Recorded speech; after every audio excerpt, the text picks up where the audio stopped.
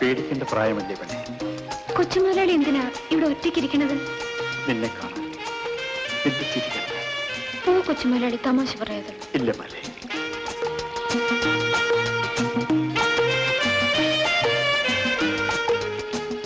ഈ കാട്ടിൽ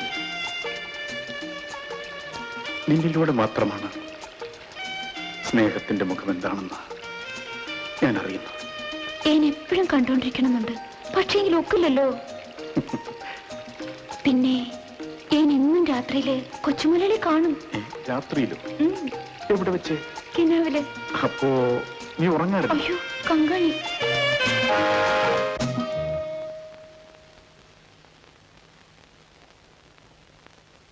എന്താടാ? ഒരു കാര്യം പറയാനുണ്ടായിരുന്നു. പറഞ്ഞോ. ഇന്നും അവര് തമ്മിൽ സംസാരിക്കുന്നത് ഞാൻ കണ്ടു. നമ്മുടെ കൊച്ചു മുതലാളിയും ആ മാലയും. അവരാ തുടരുന്നതല്ലേ? എനിക്ക് ഒരു കാട്ടുപെണ്ണ് മരുമകളായി വരണം. എടോ, അത് തടയാൻ ഒരു മാർഗമേ ഉള്ളൂ. എന്താ വലിയ മുതലാളി? എന്റെ കിടപ്പറ അവളൊന്ന് കാണട്ടെ. എന്താ പറഞ്ഞ മനസ്സിലായില്ലേ? മനസ്സിലായി. വിളിക്കോ.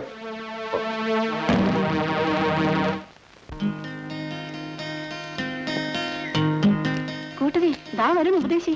കുറെ കേക്കായിപ്പോ.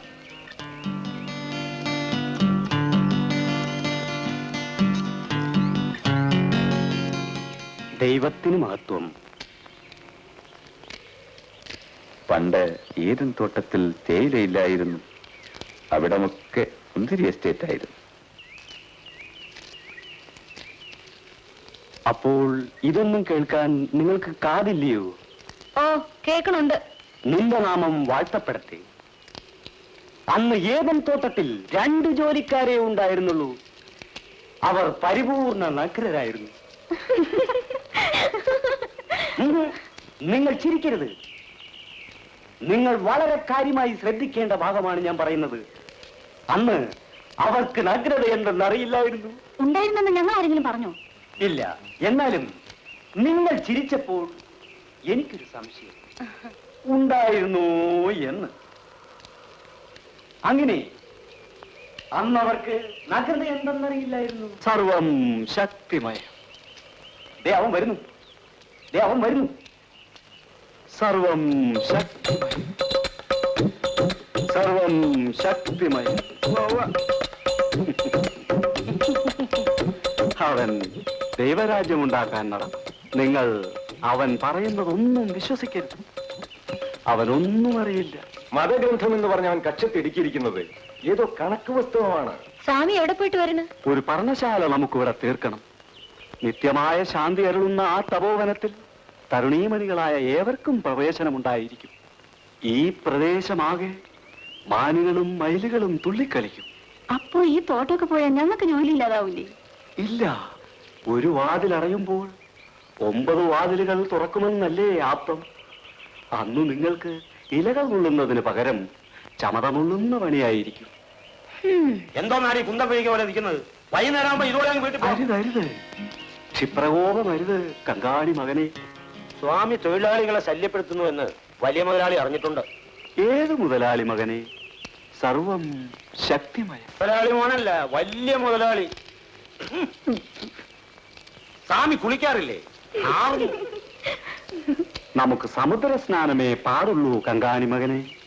ഇവിടെ സമുദ്രമില്ലാത്തത് കൊണ്ട് 3 മാസമായി നമ്മുടെ സ്നാനം മുടങ്ങിക്കിടക്കുകയാണ്. കങ്കാണി മകനെ, നാം ഒരു ഓപ്പൺ എയർ പൂജ നടത്താമെന്ന് വിചാരിക്കുന്നു. നിങ്ങളെല്ലാവരും നിർലോഭമായി സംഭാവനകൾ നൽകണം. ഓ തന്നോളാം. തരണം, അല്ലെങ്കിൽ ദൈവകോപമുണ്ടാകും. അപ്പോൾ നാം പോകട്ടെ. സന്ധ്യാവന്ദനത്തിന് പലതും ഒരുക്കാനുണ്ട്. ഓ സ്വാമി അങ്ങോട്ട് ചെന്നാട്ടെ. സർവം ശക്തി, സർവം ശക്തി. എപ്പോഴാ ഓരോരുത്തരും വേഷം കൂട്ടി അയച്ചിരിക്കുന്നത്?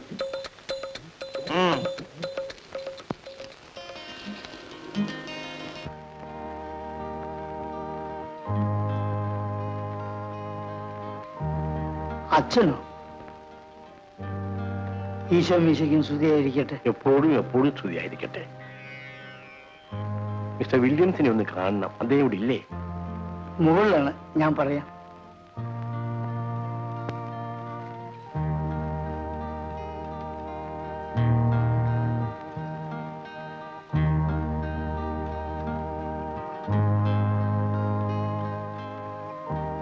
അദ്ദേഹം ഇപ്പോ വരും.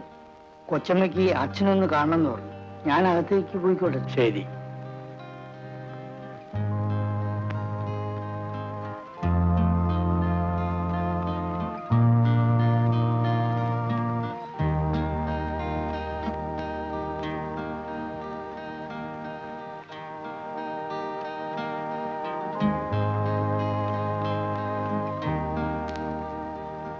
ഈശോമിശിഹായ്ക്ക് സ്തുതിയായിരിക്കട്ടെ. എല്ലായ്പ്പോഴും സ്തുതിയായിരിക്കട്ടെ. അച്ഛൻ അങ്ങോട്ട് ഇരുന്നാട്ടെ.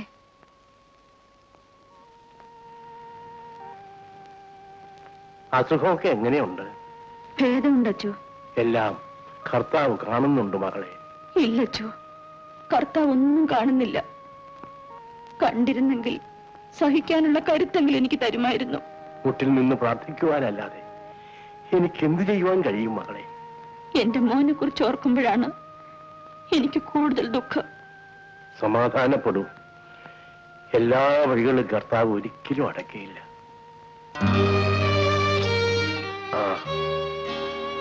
എന്താണ് ഫാദർ വിശേഷം? മറ്റു വിശേഷങ്ങളൊന്നുമില്ല. ഞാൻ മിസ്റ്റർ വില്യംസിനെ കാണാനാണ് വന്നത്. എന്താ? ഞാൻ പലപ്പോഴും വില്യംസിനോട് പറഞ്ഞിട്ടുള്ളത് തന്നെ. മിസ്റ്റർ വില്യംസ്, ഇവിടുത്തെ തൊഴിലാളികൾക്ക് ഒട്ടും വൈദ്യസഹായം ലഭിക്കുന്നില്ല. ഇന്നലെ 2 പേർ മരുന്നും ആഹാരവുമില്ലാതെ മരണമടഞ്ഞു. പള്ളിയോടനുബന്ധിച്ച് നമുക്കൊരു ആശുപത്രി പണിയണം. പള്ളിമേടയോടനുബന്ധിച്ച് ഒരു സെമിത്തേരി ഇല്ലേ അവിടെ? വില്യംസ്, മരിക്കുന്നവർക്ക് ശ്മശാനമാണ് ആവശ്യം. ഫാദറിന് ഈ പള്ളിക്കാര്യം മാത്രം നോക്കിയാ പോരെ? പോരാ. കുർബാന അർപ്പിക്കാനും കുംഭസാര രഹസ്യങ്ങൾ സൂക്ഷിക്കാനും മാത്രമുള്ളതല്ല ഈ വേഷം. കരയുന്ന കണ്ണുകൾ ഒപ്പാനും ഇതിന് കഴിയണം. മിസ്റ്റർ വില്യംസ്, പ്രാഥമിക വിദ്യാഭ്യാസത്തിന് പോലും ഇവിടെ ഒരു സ്കൂളില്ല. ഇതൊക്കെ എന്നോട് പറയാൻ? എസ്റ്റേറ്റ് നിയമത്തിനുള്ളിൽ ഇതൊന്നുമില്ലേ മിസ്റ്റർ വില്യംസ്? ഓ, നിങ്ങളൊക്കെ ഭരണരംഗത്തേക്ക് വരികയല്ലേ? പക്ഷേ എസ്റ്റേറ്റ് കാര്യങ്ങൾ എന്നെ ആരും പഠിപ്പിക്കണ്ട. ഇല്ല, വില്യംസ് മറക്കുന്നത് ഞാൻ ഓർമ്മിപ്പിച്ചുവെന്ന് മാത്രം. മിസ്റ്റർ വില്യംസ്, വേട്ടയാടുവാൻ മൃഗങ്ങൾ മാത്രം പോരെ? ഫാദർ, നിങ്ങൾ അതിൽ കിടക്കുന്നു. ക്ഷമിക്കണം, ഞാൻ ദൈവപുത്രന് വഴിയൊരുക്കുന്നവനാണ്. ആശ്വസിപ്പിക്കുവാനല്ലാതെ അകറ്റിവിടുവാൻ എനിക്ക് കഴിയില്ല. എങ്കിൽ ഇത്തരം കാര്യങ്ങൾക്ക് വേണ്ടി ഫാദർ മേലിൽ ഈ പടി കിടക്കണമെന്നില്ല. വില്യംസ്,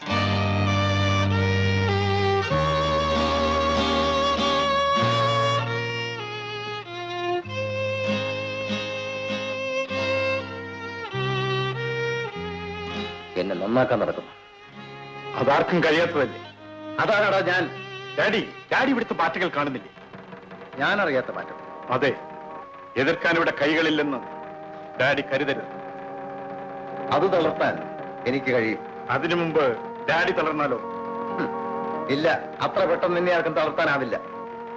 എതിർക്കുന്ന കൈകളെ വെട്ടിയെറിഞ്ഞ ശീലമേ എനിക്കുള്ളൂ. 25 വർഷങ്ങൾ കൊണ്ട് ഞാൻ സൂക്ഷിച്ച ശക്തി എന്റെ കൈകൾക്കുണ്ട്. എന്ന് വെച്ചാൽ നീ എന്നെ എതിർക്കുമെന്നോ? വേണ്ടി വന്നാൽ ആന്റണി!